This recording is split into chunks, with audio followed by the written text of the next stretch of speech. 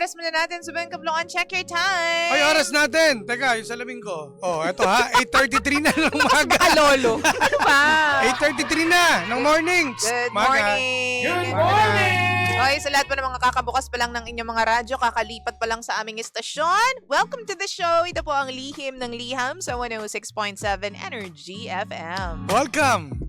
Ano Again. ba? It's a Monday morning. Welcome. Yes, Ayan. Good morning. oo. Ay, sa mga panggapan natin pala, punta kayo sa Facebook page. Mm. Live na pala tayo. Akala ko wala akong internet eh. O, diba? Energy FM 1067 mga panggay. Ay, nako. Sinasabi ko sa inyo, meron na po kayong pagkakataon para sumagot po ha, via text, kung ano man po yung nararamdaman ninyo towards the story. Oh yeah. Oy, partner. Send halika your na. comments on our text line number 0945-367-8792. Tama ba? Napaka-social mo dyan sa part na yan. Tama.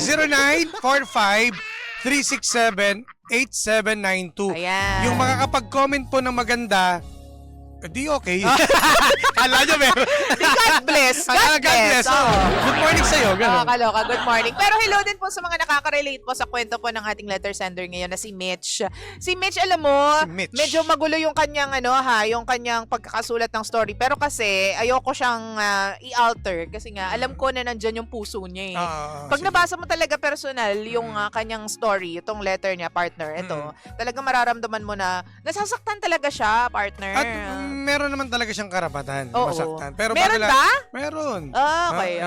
Hindi naman, asawa siya, di ba? Oo. Oo. Hindi kasi, yun yung question eh. Meron po ba akong karapatan masaktan or valid po ba? Kaya nagtanong ako, meron ba? Gumanon ako. Sige. Pero dahil dyan, ito muna aking maging reaction dahil sa storya mo ngayong Lunes. Yes? Grrr! Garrrr! Dami mang Daming garrrr! Ayan Ayan, na. Nag-uusok ang ilong ni DJ Jimbo. Totoo naman kasi may karapatan naman talaga siya, partner. Alam mo, ito maintindihan ko to kung halimbawa na isabay. Kasi may mga ibang mag-ex na naghiwalay na maayos, di ba? Okay. At naging magkaibigan, yung iba nga friend pa sa Facebook o sa ibang social media account na yan, kung ano meron. Kung isang beses nangyari yan, pwede pa maintindihan mo yan. True. Papansin na yung ex eh. Palakad lang, ano to? Diba? Padaan-daan sa bahay. Service yarn? Service yarn? Ano ka walang ginagawa sa buhay? Oo. Padaan-daan ka sa bahay O niya. kaya walang budget, nakikisabay. Oo, diba? Pero yung kay naman kay Mitch, ikaw ay tama naman ang nararamdaman. Ikaw ay nasasaktan naman talaga. Valid. Pero ang hindi lang magandang dito sa ginawa mo, hindi ka nagsasalita True. dun sa jowa mo. Yan na ngayon gusto ko sabihin, partner eh. Mali ka dun eh. Di ba kasi partner, alam mo yan yung nagiging problema ng mga magkakarelasyon. Minsan kasi tinitimpi ng mga babae yung sarili nila. Or sige, sabihin na natin, mapalalaki babae. Kapag parehas, nagtitimpi ka talaga ng iyong nararamdaman, magiging malaking problema yan. Hindi dahil sa, alam mo yun, ikaw lang yung nakakasalo lahat ng emotions or talagang tama. pinipigil mo yung sarili mo. Pero dahil yung communication ay hindi open. Dapat talaga i-open mo yung yung communication. Oo. Para Sasampalin talaga kita. Totoo nga. Dapat open kayong Baka dalawa. iba yung masabi mo dyan eh. Open kayong dalawa. Para at least, di ba, kung kumbaga, kung halimbawa may ibang nagagawang mali ang isang partner mo, True. dapat kinakausap, hindi tinitimpi. Kasi alam mo, sa totoo lang, dyan nagmumula eh. Diba? Dyan naiipon hanggang pag sumabog na, Ay, hanggang sa nako. mapunta na sa hiwalayan. Oo, 'di ba pag sumabog na, yung maliliit na, alam mo yung mga maliliit na problema, partner, na kung tutuusin hindi siya big deal, pero para doon sa isa big deal eh. 'Di ba? Tama. Kaya minsan hindi nakaka-power, hindi nakikita ng lalaki o kung sino man or ng babae. Pero may mga bagay kasi na para sa atin baliwala lang. Pero sa partner mo malaking bagay Malaki siya. talaga yun. 'Di ba? Dapat binibigyan mo din ng respeto yung partner mo. Oo. At nauunawaan mo rin na yung nararamdaman niya, syempre nasasaktan din siya.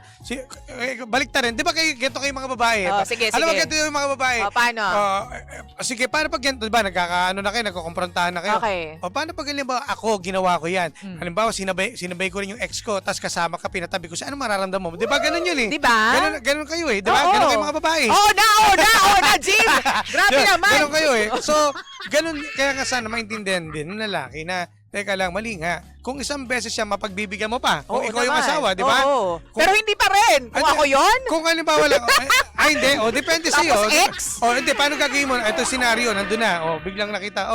Tamabi ka, tabi lang kayo dyan. Suga konti. Hindi ako tatabi. Ano sasabihin mo? Pabayaan mo siya. Bakit mo Ayun. siya pagbibigyan? Yan ang pwede mong sabihin sana, Mitch, doon sa partner mo. Na doon pa lang sa pagkakataon na dapat isasakay mo siya, nagsalita ka na kagad. Bakit mo isasabay? Wala bang pamasahe yan? Tinigpay ako kaya kung alam mo, hinintuan mo, o di bigyan mo na ng 50, pamasahe na lang siya. Diba? Pamasahe. Oo, sana sinabi mo out front, diba? May tama si pero may mali rin si Mitch. May tama Hindi si kasi Mitch. siya nagsasalita. Hindi siya nagsasalita eh. Oo. Pipi ba siya? Hindi Hindi naman. naman pala eh. Oo, hindi naman. Poplox pala eh. Dapat sabihin mo kagad. Alam mo, isang magandang example ha. One time, nag-away kami ni Romel. Hindi naman kami nag-away, pero kasi naramdaman ko na may panibugho siyang naramdaman nung time na yun. Kasi nakita ko yung kaibigan ko nung elementary sa Facebook. Ang pangalan niya, JR ba or RJ? Basta ganyan yung pangalan niya. Tapos syempre, bilang matagal na kayo hindi nagkita, parang nag-catch up. So sobrang excitement ko, nung time na yun, mag-jowa pa lang kami ni Romel Sobrang excitement ko, partner, tumawag ako kay Romel. Sabi ko, nakita ko yung dati kong kaibigan. Mabait to sa akin, ilan kami. Pero itong isa, nakita ko na, ganyan. Kasi ano siya, bumbero na siya ngayon, ganyan. Bomba na! Ay, mali! Talaga yun. Kasi kami yung mga magkakasama kami, nagbablock 1, 2, 3 nung unang panahon, napapasok kami Kung sa loob. close friend mo to. Hindi naman ganun ka-close, pero kasi kasama ko siya sa mga paglalaro before. Papasok kami, pare-pareho kaming pawisan sa classroom, ganyan. So, na-excite ako, tapos natuwa ako na nakita ko yung kaibigan ko. Ngayon, alam mo ba, ang sabi sa akin ni Romel, so, tumawag ka sa akin para ikwento So, para na sabihin- nakita mo yung kaibigan mo. Anong pakialam ko sa kanya? Gumanon si Romel! Pero kung ako tatanungin mo Oo. tama naman din si Romel. Di ba? Sa dami-dami mong pwedeng ikwento, bakit yung ba? Ito nga yung sinasabi ko, perfect example partner na para sa ibang tao, yung nararamdaman mo baliwala, hindi big deal, pero para sa iyo, big deal siya. Kasi nga, ikaw naman kasi, ikaw yung tipong babae na open ka sa lahat. Oo. Naintindihan naman natin, pero sana marunong din kayo mag-control. Yun nga. Yung control kasi natin minsan sa sobrang excitement natin, yung exciting natin sa lahat ng bagay na nangyayari sa atin, na ikukwento natin lahat. Which is good, okay lang naman yun. naman, At least oo. wala tinatago. Pero sana naisip nyo rin yun. Gamitin nyo rin yung utak. Minsan kasi, Halika dito, papalit talaga. Ano ba, pagod yung tao, tapos sinukwento mo. Hindi mo ba pwedeng kamusta ka? Pagod ka ba? Inuna mo kagad, uy, alam mo ba? Nakita ko yung friend kong lalaki, talagang sobrang, Hindi, kasi bombanero. Mali. Bombero na siya, Hindi nga. Pero kasi nung time na yun, wala naman ako ibang pagkikwentuhan. Sabi ko nga sa kanya, pasensya ka na. Kasi hindi ko naman alam na imbes na akala ko matutuwa ka pa. Kasi low-key seloso kasi si Romel Low-key seloso Isang siya. beses mo sa ginawa yan. Oo. Hindi mo na inulit. Hindi na. Tama yun. Kasi nga, alam ko na kahit hindi niya aminin, may panibugho. Meron siyang pagsiselos na naganap. Kaya nga, na diba, naramdaman. Kaya nga, diba, sa magjowa, yun yung mga dapat na-experience natin eh. Para pag naging kayo mag-asawa na, alam mo na yung limit mo, alam mo na yung pwede mong gawin. Diba? Ito, mag-asawa na. So may karapatan ka, kahit anong mangyari, pwede mo na sabihin yan. Oo. Ito, ikaw, medyo matatanggap mo pa na magalit si Romel. Oo. Pero sa pangalawang pagkakataon, hindi na Hindi ulitin. na. Kasi syempre, naramdaman mo na uncomfortable naman pala siya tungkol dun sa topic na yun. So, ba't mo uulitin, diba? So, yun nga yung sinasabi ko, may mga bagay na para sa atin, baliwala, pero sa ibang tao, big deal pala. So, iwasan na natin yung mga bagay na yun para kahit paano, maiwasan din or mabawasan din yung mga friction ninyo. Diba? Yung galit ninyo sa isa't isa. Or, kasi kapag naipon yung maliliit na galit na yan, partner, yan yung nagiging away talaga eh. Naiipon yung lumalaki yan eh. True. Iba-ibang mga problema, naghalo-halo na. True. Kaya, alam mo yun, naiipon sa damdamin ninyong dalawa na kapag talaga nandun na kayo sa limit niyo, sasabog na lang kayo, baka mamaya maghiwalay pa kayo dahil dyan. Diba? Pero ang bottom line nito, partner, ano lang eh, kapag may parang in general to kapag meron ka ng may experience na hindi tama or medyo magiging gulo ninyo, una mo na sabihin mo na kagad, malit man o malaking bagay. Tulad ng? Halimbawa, yun nga, nakita yung ex ko, ba't mo pa ikukwento? Di ba may ganun, nakita yung ex ko, ganyan, alam mo ba, ganyan. So, parang iba yung dating ngayon, magiging careful ka na. Grabe ka naman. Because I'm care. Because you're a care bear. Yung ganun, kumbaga, naintindihan mo na, at least bilang sa lalaki, nararamdaman namin, ano niyo yung, diba? Kumbaga proud ka, ay wow, at least, diba, nagsaselo siya, or iiwasan ko na yung mali ko, na itatama kasi yung mali. Diba? Kasi yung mali kasi natatama talaga. Tulad nito, ikaw, tulad mo, magandang example ka. Oo, diba? Alam mo na kung alin yung mga bagay na hindi mo dapat gawin eh. So, iwasan mong parang hindi kayo mag-away, di Tama, ba? tama. Sinasabi ko sa Ang inyo. importante magsalita ka. Oo, magsabi ka. At Magsabi kung alam ka. mong ikaw yung may mali, mag-sorry ka. Pero dito sa kwento ni Mitch, ayan, hindi ikaw yung mali. Okay lang, valid naman yung reason mo kung nagsiselos ka. Pare sila. Valid ka dyan sa part na yan. At saka dapat mo talagang sabihin yan sa asawa mo, dyan sa kinakasama mo. Kasi kung hindi, ay naku, ikaw na lang yung sasabog bigla. Baka ma-depress ka pa. Totoo. Na depression pa naman yung ano ngayon, pinaka-problema ng mundo. Correct. Huwag kang weak. Ano, totoo. Tsaka yung mister mo, di ba? Puro gusto yata may back ride eh. Di ba? Mais ka dyan ha. Wag, it's a no-no. Tingnan natin yung mga komento ng pangga natin, partner. Ano masasabi? Sabi dito ni Juan Carlos, mali yung boy, dapat umiiwas na siya. Tama. Sabi naman ni Lian Bergancia, partner, anong sabi dyan? Sabi, magandang umaga, DJ Lindsay at sa mabait na DJ. Ba't mabait to lang? Dati pogi sabi mo eh. Bakit ba nakikialam Sa ka? tingin ko, ate, hindi pa sila tapos sa nakaraan nilang dalawa. Ay. At base sa kwento mo, hindi talaga gusto ng mga magulang na hindi ka gusto. Oo nga, hindi nga daw siya pinapakilala. Kinailangan pa magpakilala siya ng sarili niya. Bakit gano'n? Minsan Ewan talaga, ko, panira minsan- rin yung mga eh.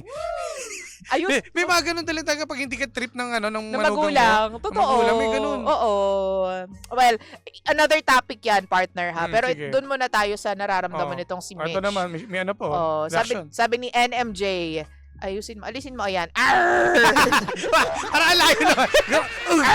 Hindi, sabi niya, hindi ko nahabol. By the way, good morning DJs, God bless. Pwede pa ulit po. Hoy, Ay, ano ba NMJ, yan? Santarin. Doon ka sa team replay, ha? NMJ ha, santarin ka ha. Ito. Sabi ni Sir Ray, pabati naman po dito sa Hong Kong. Sa'yo, ate girl, need to talk to your partner kasi minsan, mainam nang sabihin sa partner mo yung mga ayaw na nakikita. Ganon, akala kasi ng boy, kahit nakikita mo, okay lang. Mas mainam pa rin na sabihin kesa magkaramdaman lang kayo or pakiramdaman lang kayong dalawa. Totoo naman yan. Ito sabi ni Himawari, Mitch, valid ang nararamdaman mo. Tama yan. Kausapin mo ng mabuti ang mister mo. Ipaalam mo sa kanya ang tunay mong nararamdaman. Na nagseselos ka at parang binabaliwala ka lang niya. Mag-isip-isip ka na at mag-isip-isip ka na din mabuti. Baka nga may sekretong relasyon sila. Hoy, grabe naman kayo. Sabi naman ni Sir Rain, pabati naman po. Ay, nabasa ko na yan. Ito. Sabi ni... Best. Anong bet? Ano daw? Sabi ni Llewellyn, Peña, Florida. Ang sabi niya, di pa siya kasal. Parang medyo mahirap yata yon.